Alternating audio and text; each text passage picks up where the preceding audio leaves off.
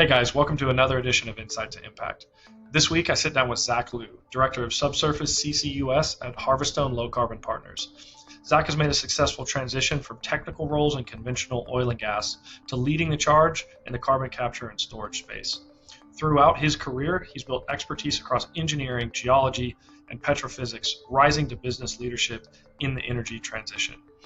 Zach is originally from Beijing, and when he moved to the US, he worked for some of the largest oil and gas companies.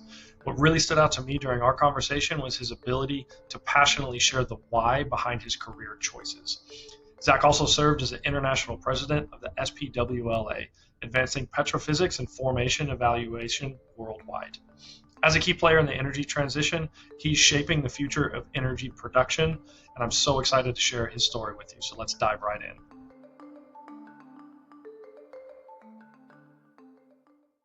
Well, Zach, welcome to Insight to Impact. I appreciate you coming on. Hey, thanks, Rob. Thanks for having me on your podcast. Absolutely.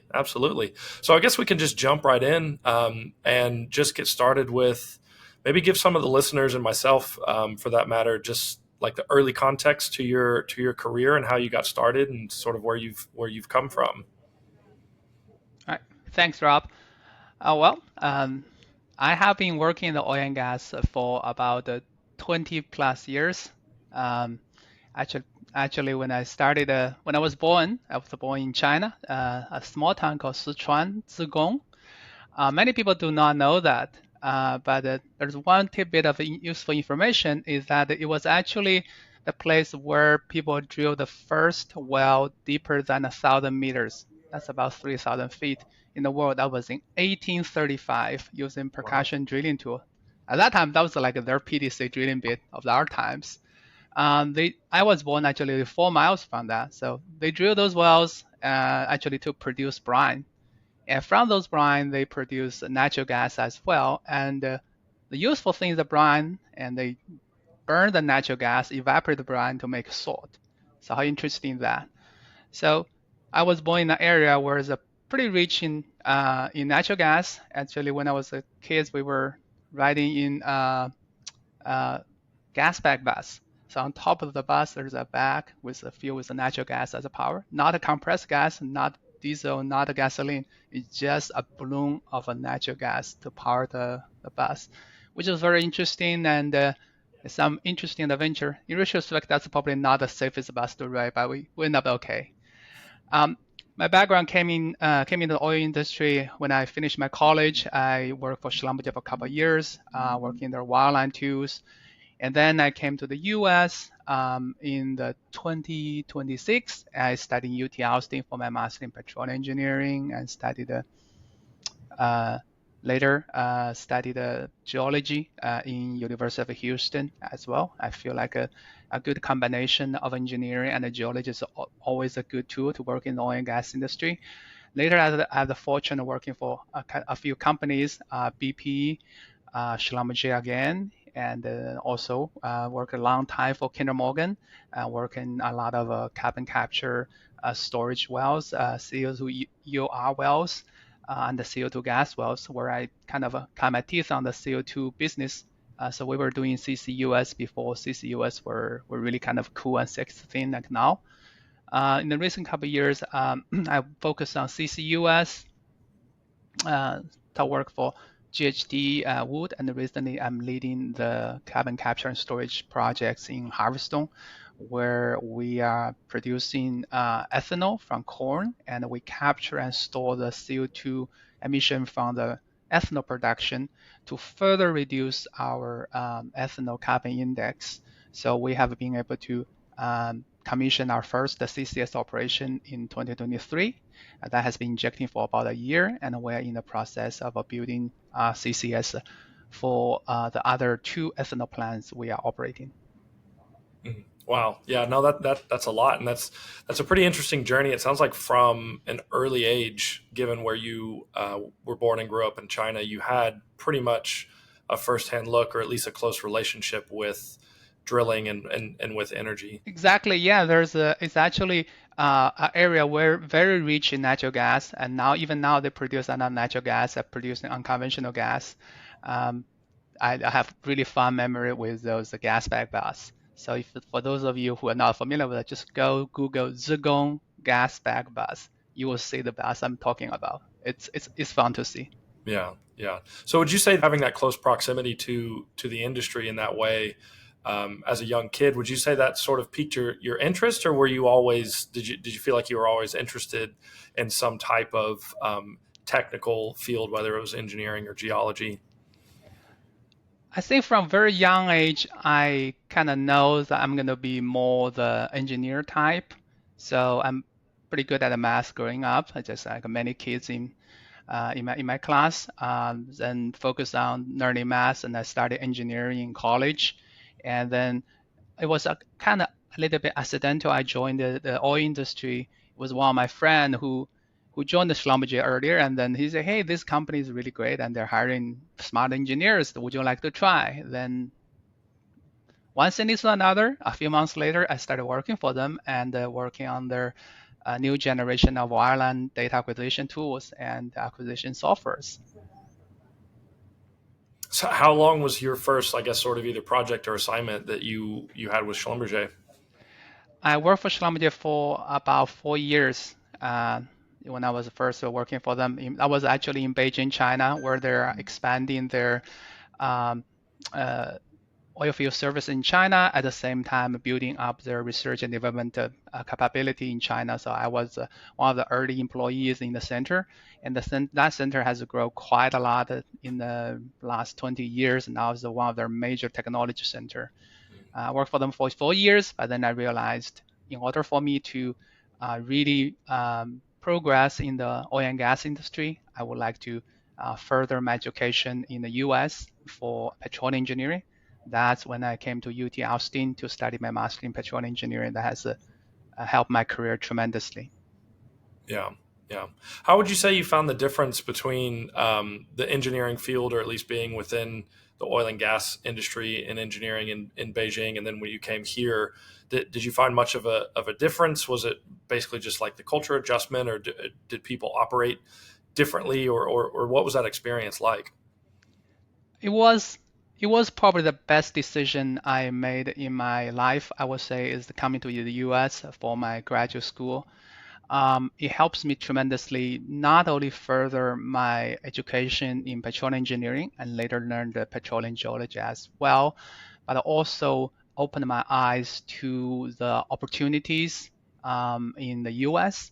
I have lived in the States since 2005. That's about 20 years. I have become a US citizen in 2019.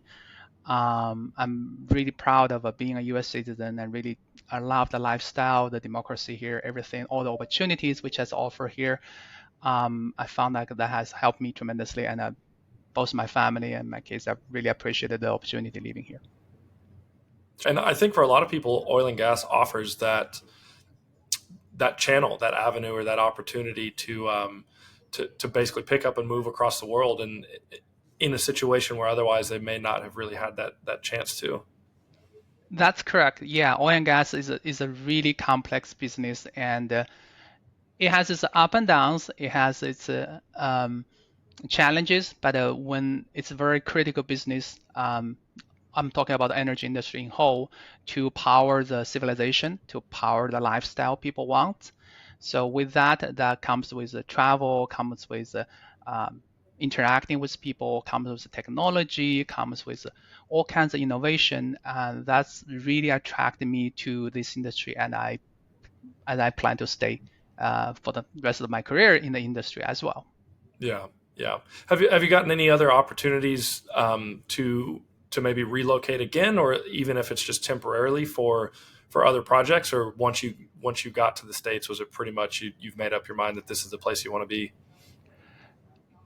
That's a good question. I think it's sometimes maybe coincidental that after I graduated, then I got a job offer, come to work in Houston, and since then have made Houston my home. Over my careers, I have the opportunities, some opportunities to try to relocate, work in a different part of the world or even part of the country. But sometimes somehow it didn't quite work out. I think due to maybe work or due to family concerns. So I kind of consider myself lucky or unlucky in both ways that I based most of my career in Houston, but in the future, I may have a little bit more flexibilities when my kids grow up to maybe working other part of the country or other part of the world.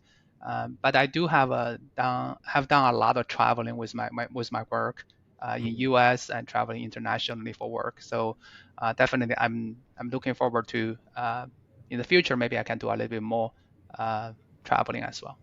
I'm curious to know more about. It sounds like you, even though you've been within the broader energy sector most of your career, it sounds like you kind of moved in and out of different, maybe different disciplines or different specialties within energy. Tell me a little bit more about that. Was that really just your keenness and eagerness to explore different areas and just kind of find where within energy you find your passion, or was it more just following where the opportunities might be presenting themselves? Great question. I think it's a little bit a combination of both. I entered the energy industry through wireline logging, basically learning about the wireline tools. I developed the wireline tool algorithms. But in the process, I think I realized that for me to succeed in the industry, I need to learn more. So I'm always very curious at the learning. So I later learned petroleum engineering from UT Austin and worked for a few years and realized that I have a big skill set hole in terms of geology. Sometimes I get a little bit lost when people talk about geology. That's why I decided I did my second master in petroleum geology in University of Houston. And that turned out to be a really good decision and gave me another basically dimension of skills and to view the subsurface from not just engineering view, but also the the geology view. And later in my career, I get a chance to work besides oil and gas, work on the CO2 EOR, and now I'm transitioned to work more on the carbon capture and storage, which I can use my existing subsurface experience and the skill set combined with a little bit more broader understanding of the energy spectrum and basically to help to decarbonize some of the hard to abate industries to further the decarbonization mission of the energy industry. So when opportunity presents itself, I always look to see how myself could fit into that, how my current skills that could be potentially transferred into that. I think being very adaptive to new opportunities, to changes is very important. And now I'm getting from pure technical contributor to a little bit more leadership role in the industry. I found that particularly important is that to keep an open mind in terms of the growth of the industry, the transition of the industry, to keep up with the technology changes like currently like the AI, the hydrogen revolution, CCS, and also keep up with the social, political, economical changes. Um, I think all these things interact with each other, and that's what makes this energy industry particularly interesting and particularly challenging. Yeah, I definitely want to unpack more of what you just touched on. Is you sort of observing your own transition into like what happens when you step into a leadership role and your contributions to the industry as a whole, not only within your team but externally. But I'm also curious to know, before that, maybe sort of earlier in your career, or just sort of looking back from then up until now, what would you say was maybe the biggest challenge you had, whether it was a particular project that you were assigned to, or maybe it was your journey of that learning and development and adding new skill sets? I think there's challenges all the time, a lot of challenges in a different stage of my career. In my early stage, I would say the first 5 years in the industry is mainly to figure out what everybody's doing. I think at the very early stage, every project I was assigned to, I focused on doing that one project without really seeing the picture, without really understanding why I'm doing this, why the other people are doing that, what's the significance of that. But I think after staying in the industry for 5 years, I was able to start to connecting the dots and try to see how things are connecting. I think those are the challenges at the early stage. I think the middle stage and later stage for me is more to help to build the relationship. I have already uh, build on my technical expertise, which is a challenge by itself. But more importantly, I think is making the relationship, making the connections with the experts in the industry, with the mentors, so I can leverage on with the people I can work with. I think that's a very important part of the energy industry, the people component. I think that was a challenge for me because obviously there were language barriers and also there were culture barriers. I have to overcome that. Those were challenges for me. I think now I'm a little bit in my later part of my career, moving into leadership role. I think most of the challenging for me now is more the leadership challenges. I'm thinking more about how to efficiently lead the business I'm in, how to efficiently lead the teams I'm in, and dealing with all the dynamics and how an ever-changing environment in terms of team dynamic and also the business, because CCS is a very, very new business. There's a lot of change and a lot of uncertainties surrounding that. I think different stage in my career have different challenges, but I'm always open to challenges. I like challenges. That I think that's motivates me of making myself a little bit better person. I would like to think that way. Yeah. So after those first, like, I think you said maybe 1 to 5 years of just getting your feet underneath yourself and finding your own way, that sort of next phase of networking and maybe finding mentorships somewhere. Even now today, are there mentors that stick out in your mind that you had then that even still might be a part of your network or that you're in touch with now today? Absolutely. I think a mentorship is very important for anybody in any industry to grow their careers. I think there are people coming ahead of me. You have got done that, have seen people doing that. If they are willing to share with you their observation, it's very important. I have quite a few mentors. And interestingly, my mentors are not necessarily um, older than me. Some of them are even younger than me. Some of them I consider them mentors. They're my coworkers. Some of them are just friends in the same industry. I think it's very important to have a different type of mentors and to learn from them and have them observe you and give you their feedback.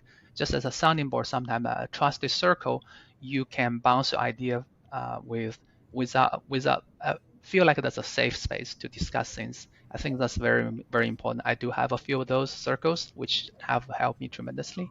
On the other hand, I also have tried to help mentor younger engineers, particularly people with a similar background, and particularly people of a minority, sometimes ladies that are new in the industry. So I try to contribute my personal skills, helping others, just like when I was helped.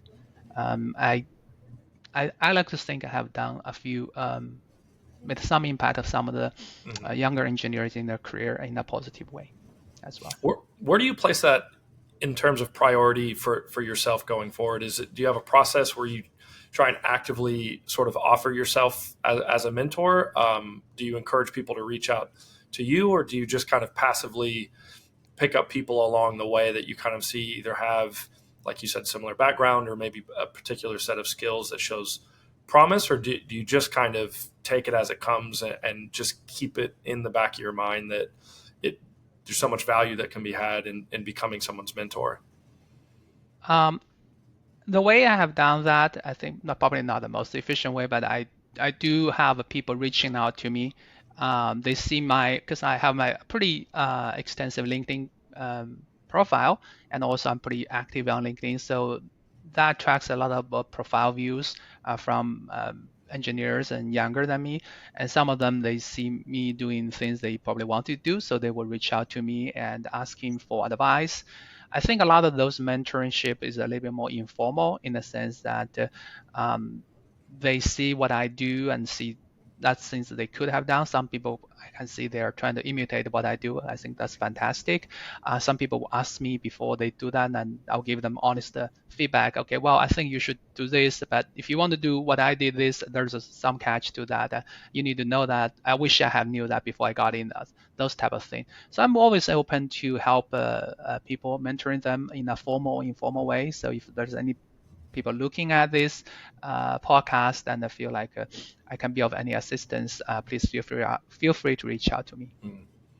Yeah, that's exactly what I was just going to ask next. Is what advice would you give younger people? They don't necessarily have to be engineers, but younger people in our industry that um, might not know how or might be a little unsure about just reaching out to people for that mentorship. What advice do you have for them as far as how to go about doing that?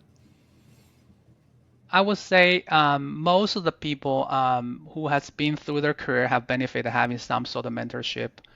So I think most of the people are willing to share and um, with them. So feel free to ask them and be brave, but don't take it offended if they say, well, I cannot do that. And people are busy with their work, different stage of their life, so that's fine. And when you do ask people to mentor you, make sure you respect their time and having a purpose, not just by having a mentorship and taking people's too much time. So I think as long as you do that, as you will get a benefit from that.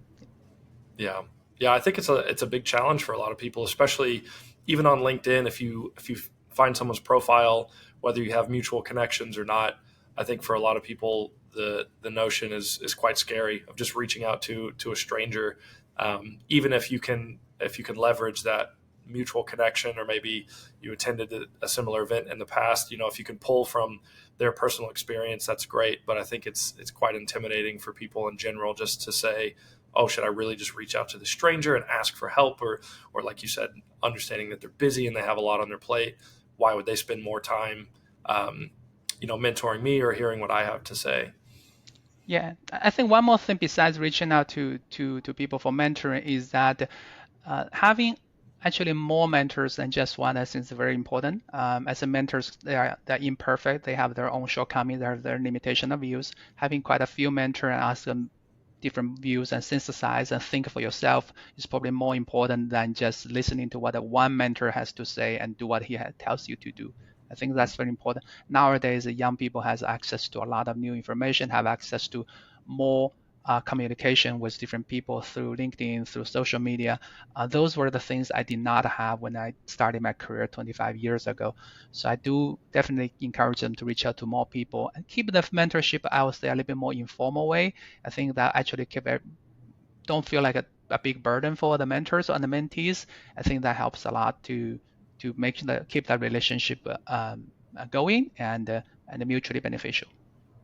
No, that's a really good point. That's a really good suggestion about it. You can never have too many mentors. Having more than one, like you said, drawing from your own experience, some of your mentors weren't always necessarily older, may not even necessarily have been in the same field. Just someone you felt like they had a certain skill set that you wanted to aspire to, and wanted to get some insight from them and some guidance from them. With your current role, where do you see that specifically?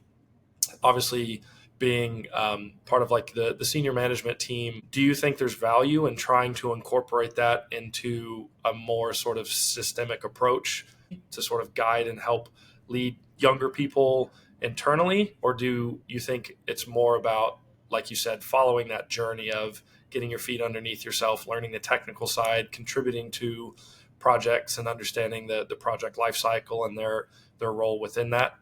Good question. Actually, we had a pretty good discussion on exactly the same question, internal mentor versus external mentor, in one of our leadership seminars.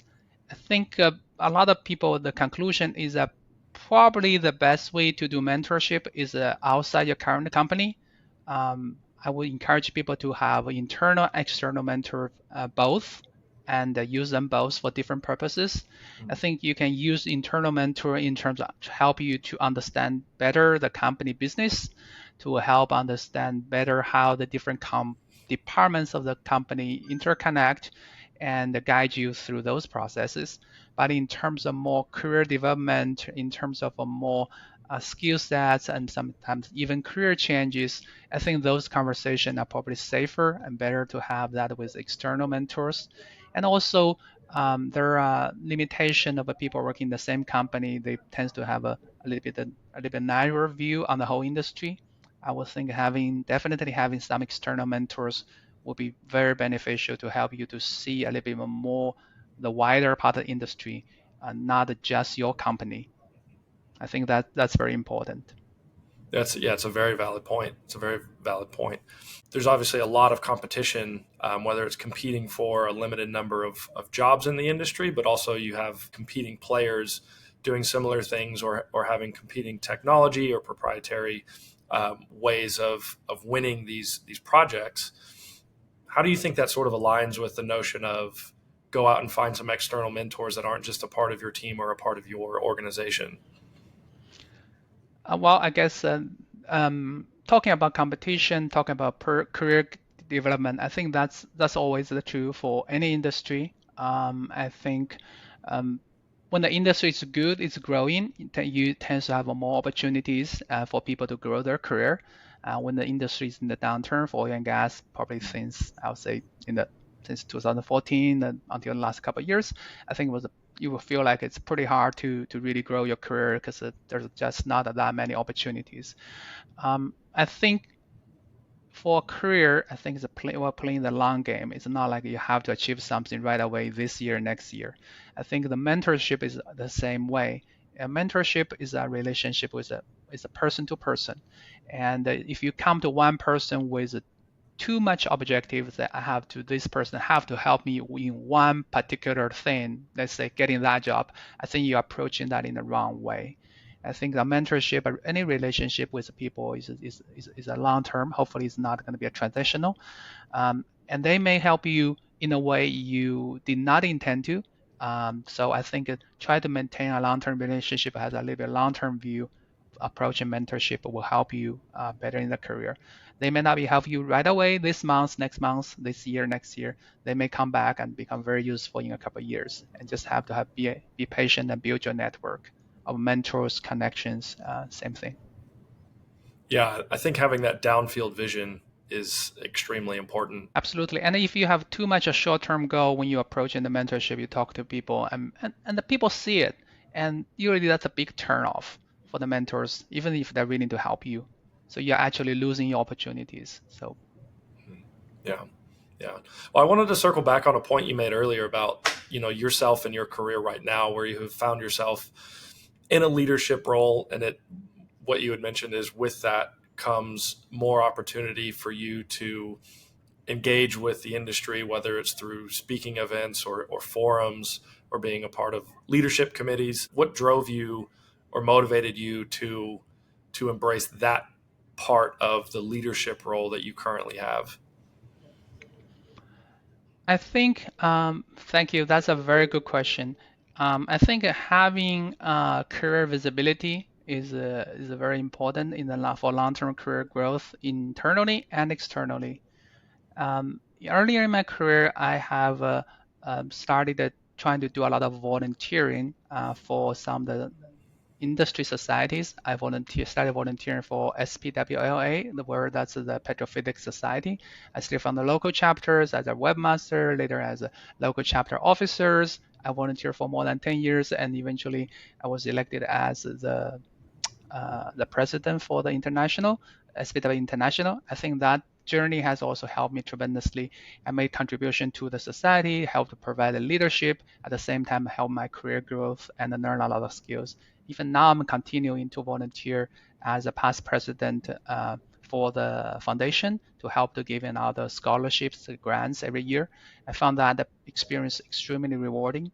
I think same thing goes for the publishing, speaking, and do public events to basically to share your knowledges with the industry and to at the same time learning that. For example, this year I do have a few speaking engagement in terms of giving talks or sitting in a panel to talk about CCS. Since we are one of the very few CCS project which is actually operating in US, so I think I have something to share regarding the actual CCS operating experience and how to build a CCS project. I think that will be beneficial to the industry as a whole and to help industry to move through some of the myths and see what the actual CCS project could be looking like. At the same time, I also found experience valuable for myself in terms of when I present or when I share my experiences, I have an audience challenging me with engaging questions, inspiring questions for things I did not have to think about. I think that in that process, that also made me a better person and understand better about the industry, and sometimes open up other opportunities as well. So I do encourage um, my colleagues, older or young, in different stage of the career, try to share your ideas with the industry and let the industry grow together. This is a really, really young industry, has a lot of uncertainties, a lot of challenges, and let's try to figure this thing out together, right? Yeah, it's very cool for me to hear that you have such a sort of deep seated drive of ultimately service. You have found a way to within the industry um, to to put others sort of ahead of yourself, like you said, whether it's helping develop scholarship programs or share insights with people that could benefit from it. I think ultimately that's where so many people again forget, just like the short term versus long term goals is we all have things that we're striving for ourselves. It's when we sort of take a step back from that and place ourselves back into a role of service to other people. I think that adds tremendous value to people's careers, whether they realize it or not. Yeah, yeah, absolutely. I can add a little bit more on that. And when you're approaching the servicing or volunteering for the industry or volunteer for anything, I think approaching that in the long-term view that you do this for many years and you try to helping others at the same time learn and develop yourself rather than approaching that as a short term with a particular goal of get yourself out there, get the next job, get the next promotion. I think as long as you're not doing that as a very short-term view, I think you will have patience and the things will eventually pay out better. Yeah. I wanted to touch on something that you mentioned just very briefly that I'm curious about is at these speaking engagements, let's say it's a forum or it's an open panel discussion, you had mentioned those times or those moments when you might be challenged or get questions that are might be difficult to address either from a technical standpoint, or we obviously know that the energy industry is very tied up in a lot of geopolitics as well. So how do you, is that something that you had to sort of like practice for yourself to not back down from challenging questions, or is it something that you've felt like there is a shift in the industry where just because it's an emerging technology doesn't always mean that it needs to be met with either criticism or people outright saying this just isn't going to work? Good question. Actually, I do have people come to me saying that they don't think this is eventually going to work. I think that's a totally valid question. I think that's his view. I respect that. I think we need to approach this in a way that the energy transition is new and nobody has actually done the whole thing, see the whole thing, how it's going to play out. Keep an open mind and open to people's different opinions, I think is very important. I I work in the CCS business. I know CCS as a very valid tool in terms of decarbonization of a certain type of emissions, but I reject the idea that CCS is a silver bullet which will fix all the problems. So there's a solar, there's a wind, there's a nuclear, there's a hydrogen, geothermal, many, many other decarbonization energy technologies out there. I think we should focus on um, using the right technology for the right scenario. Oil and gas and coal, the traditional energy, has been there for a long time and will be there for a long time. In addition to that, we'll have the renewable energy, we'll have a CCS, we'll have different type of energy transition, or a lot of times I would like to call that energy addition. So having an open mind, having a um, fact-based discussion with people regarding CCS, regarding a technology, regarding CO2 pipelines. I think there's always value to have those conversations, even if at the end we did not reach the same conclusion, or even we did not convince each other. As we come out from that discussion, from probably sometimes feels like a debate, a better person. What would your message be, whether it's carbon capture or any sequestration and utilization in the energy transition? How do you sort of relate that to the general public and have them understand how it might benefit them down the road? Very, very good question. I think actually CCS, the technology itself has been around for a very long time. In the United States, we have been injecting CO2 in subsurface for more than 40 years. CO2 EOR, CO2 pipeline have been in operation for many, many years, have produced a lot of energy for US. About 3% of US energy oil is produced with the CO2 EOR currently. So we do have the technology, and we know how the industry know how to apply that.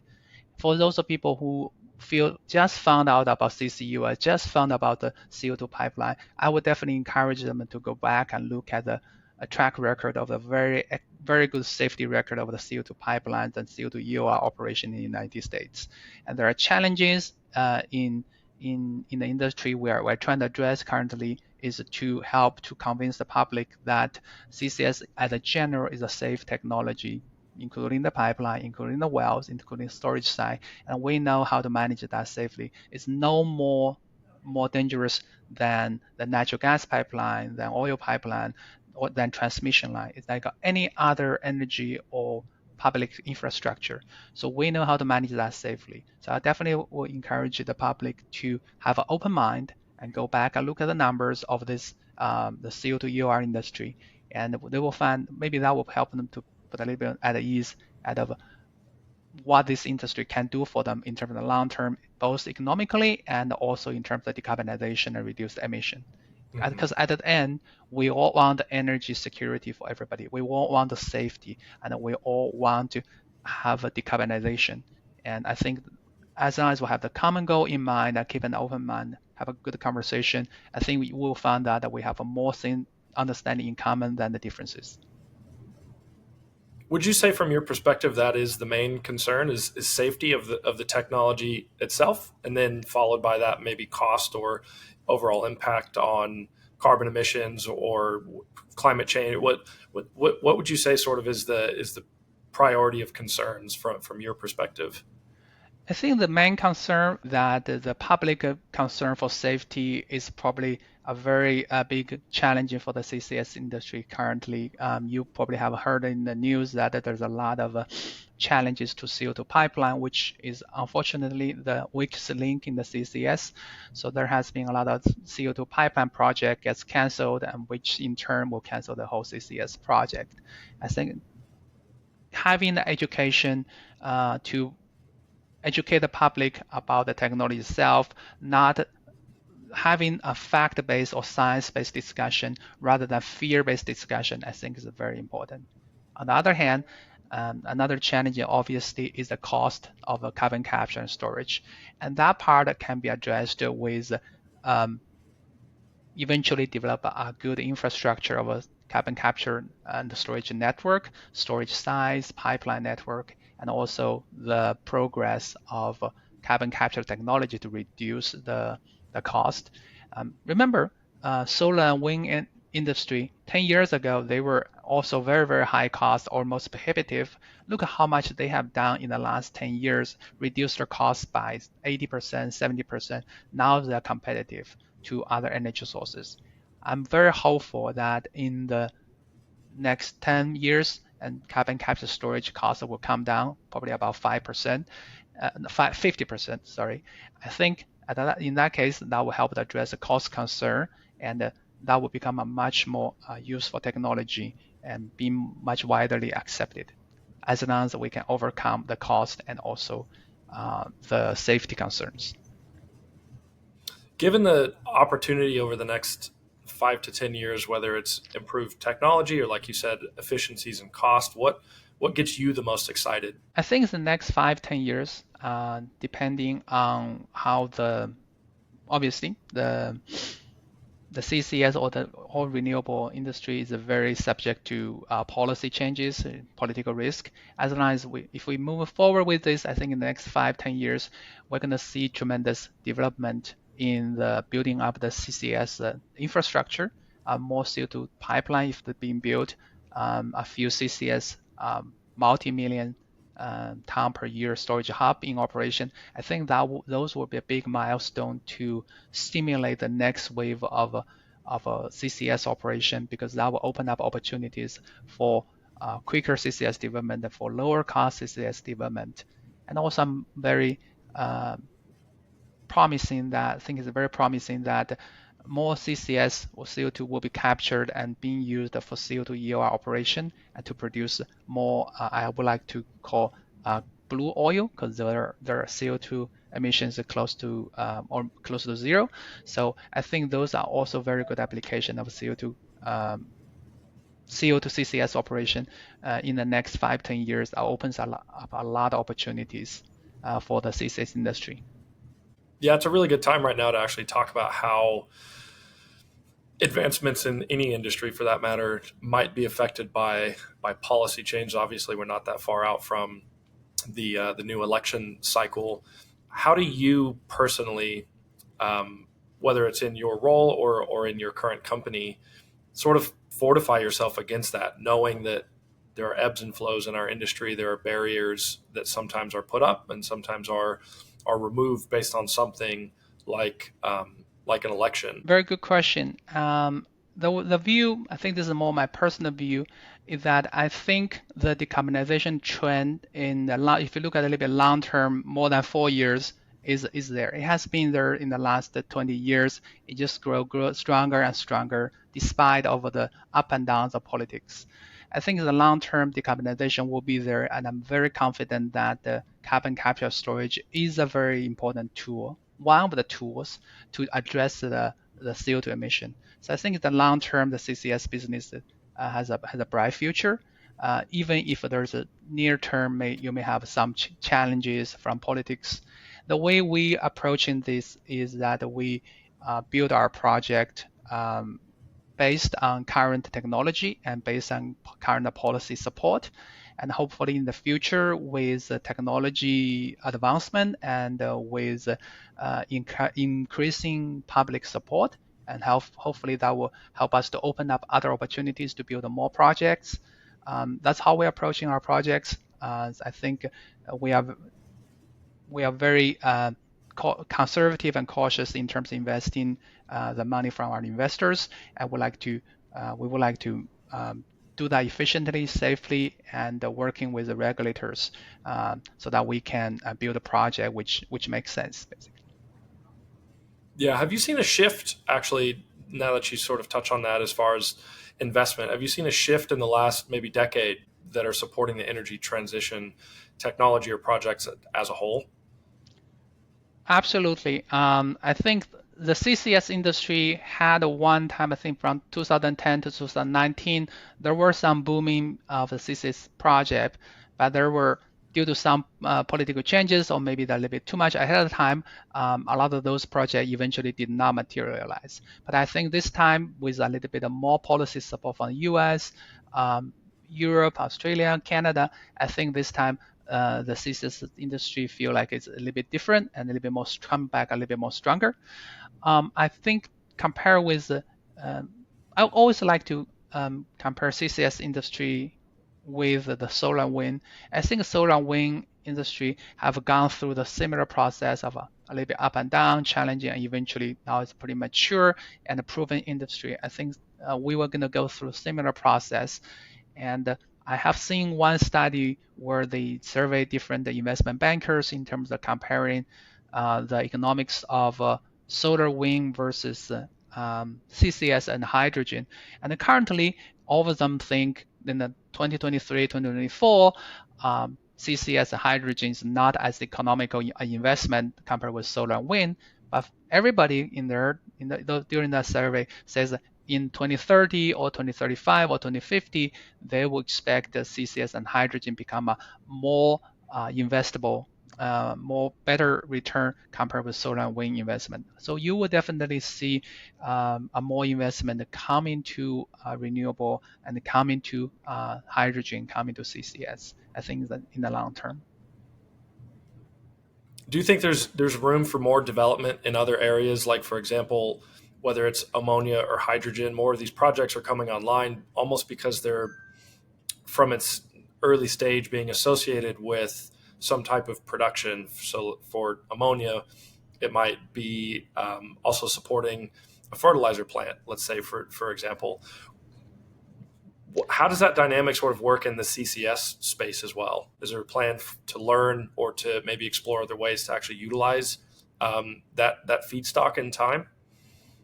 Great question. I think there's a very strong symbiotic relationship between the hydrogen industry and the CCS. Hydrogen industry has green hydrogen and has blue hydrogen. I think blue hydrogen in the near term, maybe longer than near term, are going to play a very big role in building up the hydrogen economy. Because currently, any hydrogen is good hydrogen. You want to have hydrogen, you want to build a demand, you want to build a hydrogen infrastructure. So we should definitely build both green hydrogen and blue hydrogen. And in terms of blue hydrogen, the enabling technology is the CCS. So CCS will play a very critical role in terms of trying to sequester the CO2 from producing blue hydrogen. And you have seen a lot of the blue hydrogen plants, ammonia plants near the Gulf Coast area in Houston, and all of them will have to rely on the CCS to reduce their carbon index of their hydrogen so that their hydrogen can compete with the green hydrogen and can achieve the decarbonization effect that it intended to have. So I think CCS, as I said, since this is a tool to help the hydrogen industry decarbonize, and the same thing like CCS in the long term will help the other industry, for example, power, coal-fired power plant, natural gas-fired power plant, to help the steel industry, to help the cement industry eventually decarbonize. I think what you just touched on right there is exactly what the public maybe yearns for, whether they seek out that information. Like you said earlier, you encourage people to go find some of the information for themselves. But whether we like it or not, public perception, we have to sort of draw those connections and those links for them. And if there's a gap in understanding even what the purpose behind something like this is, or why we should be spending more time, resources, manpower, and money on something that people just don't understand, it's kind of hard to get that. It's kind of like bridging that gap between science and the general public, is getting people to understand and make it relate to them, either their day-to-day lives or just have them understand what's going on so that they can either get on board with it, or again, if they're going to cast a vote that might affect policy change as well. Absolutely. Having the public support is a very important part in CCS or in any infrastructure building. Having the proper environmental justice so that any infrastructure, it helps not just the project developer, but also helping the community who hosting those infrastructures is going to be very important. Having consider their input, their benefit and interest is critical in planning your project to get their support. We have seen many projects being eventually have to abandon because of lack of that. I think in the long term, I would like to see the CCS industry as a waste disposal industry, or currently, if you think about it, 50 years ago, or maybe more than that, all the industry were pretty much open to pollute. You can pollute the air, pollute the soil, pollute the river. And then people realize, okay, that's probably not a good idea. That's why you have the regulation and to say every industry cannot pollute the air, pollute the water, pollute the soil. I think in the long term, people realize, well, probably it's not necessarily a good idea to pump billions and billions of CO2 every year into the atmosphere. So I think people will turn around and realize this is something we have to do if we want to maintain a better environment. I think it takes time for public to come around, but I think with people seeing more and more evidence of the harm of global warming, and maybe some people will start looking at more and more support to have a more sustainable energy supply, not at the same time, not a sacrifice in the quality of life for people. It's a really interesting spot for you to be in, and as far as that service you're providing, the broader industry that I think we all know necessarily can't disappear overnight. There might be other areas of improvement. So if we want to continue them, here is a necessary facet that we have to account for moving forward. Absolutely. I'm very bullish on the energy industry overall. Um, as a matter of fact, I have two children, and they're both in high school. They're both very good at math, and I have always encouraged. They pretty much know they're going to study engineering in college, and I'm trying to guide them to study in engineering related to energy. I tell them no matter what type of energy people use, oil and gas, coal, solar, wind, nuclear, hydrogen, CCS, they are always going to need engineers working in the industry. And the energy industry as a whole is always going to be a very big industry. There's going to be a great opportunity for them. I think for those of listening out there, if you are thinking about the career in the future, I strongly recommend that considering the energy industry as a whole.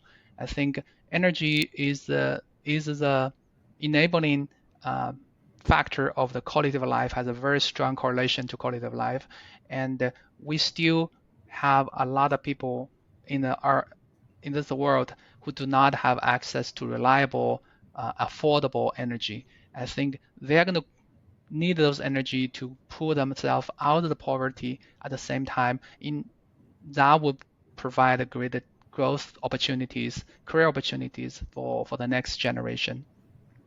Well, Zach, I feel like I could pick your brain about this for hours and hours. You have some very interesting insights and way of discussing some of these topics, but I didn't want to spend the last few minutes of our time together here for you to share anything that, again, you're either currently working on or you have coming up, and let our audience know to maybe look out for some of the information and some of the content that you'll have coming out or be participating in. Actually, one thing I do want to touch on Yeah. is that I'm currently working on basically decarbonize the ethanol industry. My company produces bioethanol from corn. With the carbon capture technology, we are actually producing almost carbon zero ethanol. We like to think we probably have the lowest carbon index ethanol in the world. I think that opens a lot of opportunities for our ethanols in terms of in the no carbon fuel market in the near term, and in the long term, that probably gonna be opening up the opportunity to have ethanol being produced eventually as a feedstock for sustainable aviation fuel. I think that growth would drive the ethanol industry, opens up a lot of opportunities for the ethanol industry. I'm very excited about that future, and hopefully that'll come true someday soon. That sounds very promising. I appreciate you sharing. Definitely I will. Okay, Zach, well, I'll let you go. And like I say, I appreciate your time, and we'll speak soon. Okay, thanks, All Rob. right. You have a Thank good you so day. much, Zach. Take care. Bye bye.